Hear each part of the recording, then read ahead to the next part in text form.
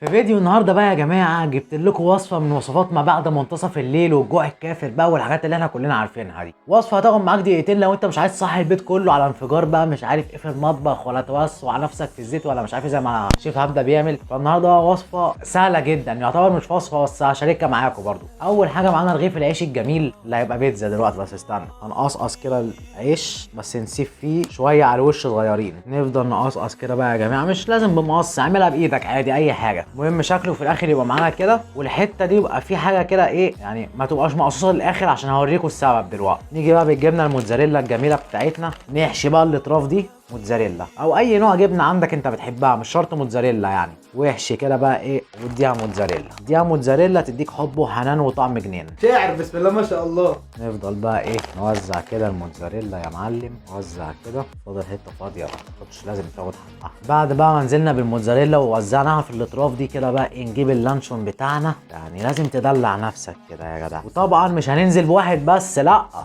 امال ايه ننزل واحد تاني فوقيه. نروح عاملين كده بقى. ده شكله بقى يا جماعه بعد ما اتعمل. نكتفي بقى بهذا الشكل؟ طبعا لا امال.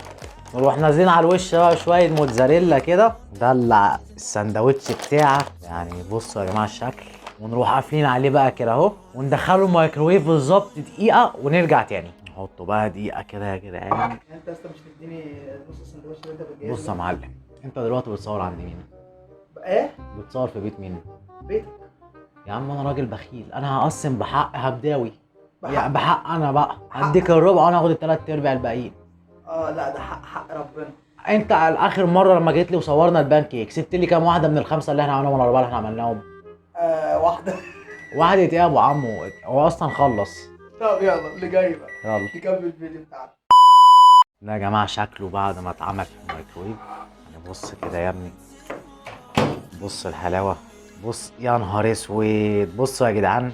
يعني واكيد من جوه برضه هتبقى كده واكتر. فاحنا بقى ايه نقطع وندوق كده ونشوف. بصوا يا جماعه ده شكله بعد ما خلص.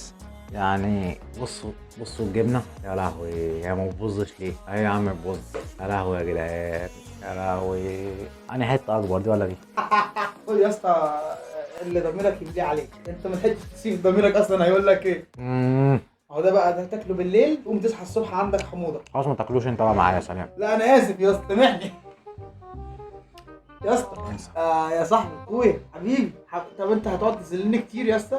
نعمل دي. ديل يلا يا ابو الديل يلا قول. لا انت بتهزر يابا. مش عاجبك؟ خلاص مش هتذلني اخس عليك. ودي اخرة اللي يجي يصور لواحد ببلاش.